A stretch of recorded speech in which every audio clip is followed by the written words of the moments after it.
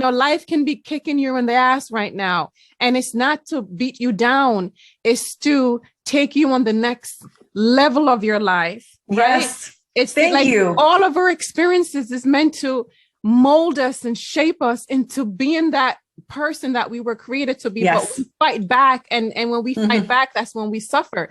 And Yes. I know all about that because I suffered for so long. Girl, oh my God, so well put.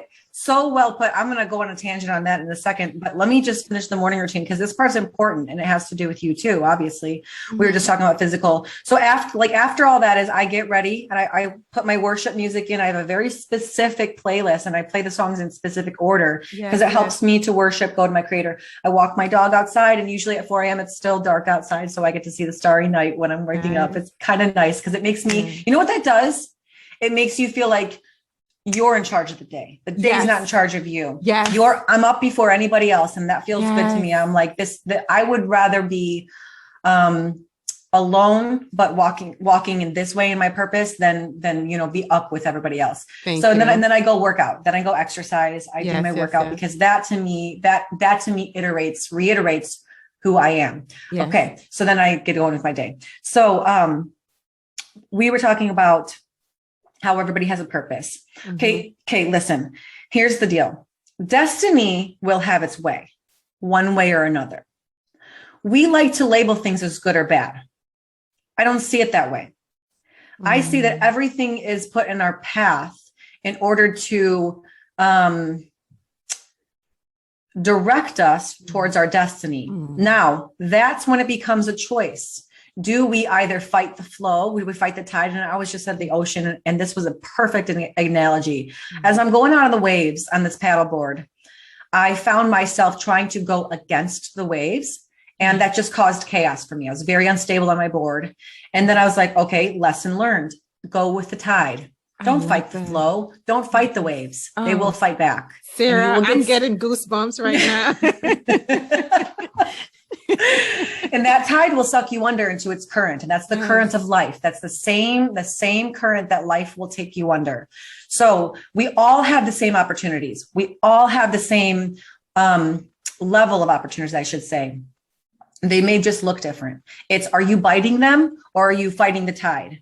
And those who fight the tide will get sucked under. You can get sucked under in many ways. Fear, inaction, or you can seize those and go and say, this, I feel it. I know it because I feel it. Nobody's telling me. You don't need but this is for your listeners. You do not need anybody to tell you if something is in line with your destiny or not. Only you know that, and you know it by a feeling. You know that by this little thing that we like to call intuition. And when you feel that, it's up to you to act. So all of this stuff going on right now, I find this, I can't call me crazy. I think this is beautiful because you know what it's doing? This is eliminating so much noise from people who are not in line with their purpose. So you've been complaining about your job. Well, okay, here you go. Here's your way out. About it. Yes. I like that. Isn't that? I like that. And all of this has to do with the meaning that we attach to it. Yeah. I recently found myself too in an experience where I was just so busy and, clients are a little bit stressed right now. So there's been less in-person sessions, more online training. Mm-hmm. And I found myself like a little bit disappointed in that because I like the in-person interaction, Mm-hmm. But then I'm on my walk the other day and I was like, thank you. I was just telling you how I wanted to create something new, God. I was talking to God. Thank you, God, for, you're not punishing me. God doesn't do that. He doesn't punish you. Never. This is a gift. You're opening up the space for me so that I can focus on the next the other segue of my business. Yes. Thank you. You turned you're turning that negative thought that you were having into gratitude, into thanking God for new opportunities. You see, that's the thing that we do so often. We ask for something, right? We ask for something. We're asking every day with our thoughts and our words and our actions, and we ask for something. But then when we get it, or when we're in the process of getting it, we're complaining. Mm-hmm. Not trusting, not relaxing. And that's something that I dealt with and still dealing with, but I'm much better now for a very long time with just relaxing and allowing. And knowing that whatever is meant for me to have, it will find itself to me. Yes. Just a track, just being that frequency and a track, being, and it's something that it doesn't come overnight. No, it really it's hard. Does not. It's real hard.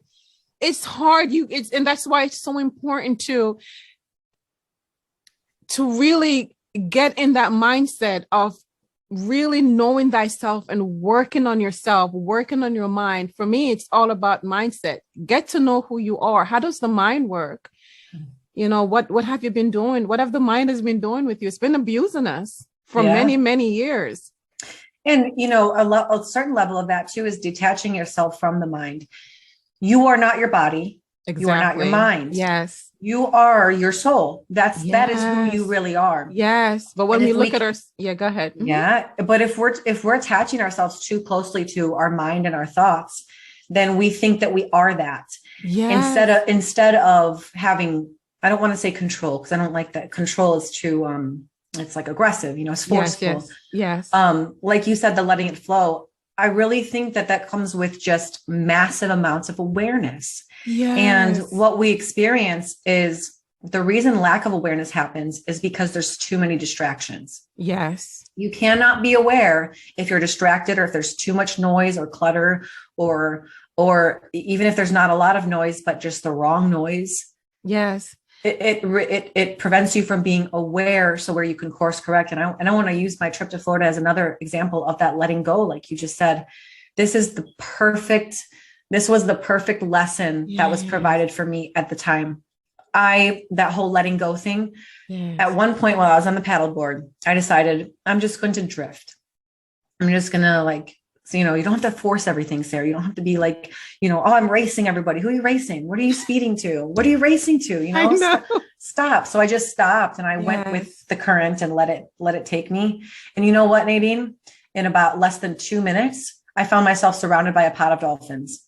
Look at that. They just start breaching on either side of me. I literally startled me because I stopped and, less than 2 minutes later, I hear puff of this dolphin just breaching and blowing air out right next to me. And I'm like, oh my God, I'm surrounded by dolphins. And I'm sure that was a magical moment. Oh my God. Are you kidding me? I melted. I just got shivers in my body. And it was like, you're literally coexisting with nature. To me, dolphins, I don't know what it is about dolphins, but they always make me cry because they just get it. They have fun. They don't have, they're beautiful and they have fun. They're joyous. They have joy. Yeah. So I'm watching these dolphins and crying. And now, mind you, this whole paddleboard experience happened because my original plans fell through.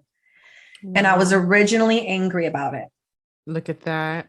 Needless to say, that was me being guided to an experience that I really desperately needed. But Sarah, let me interrupt you for a little. This is like the perfect example when we use your experience, what you just talked about, and you were supposed to do something else, but then something happened and then you were mad about it. Isn't that what the whole world do every single day? Every day, all things.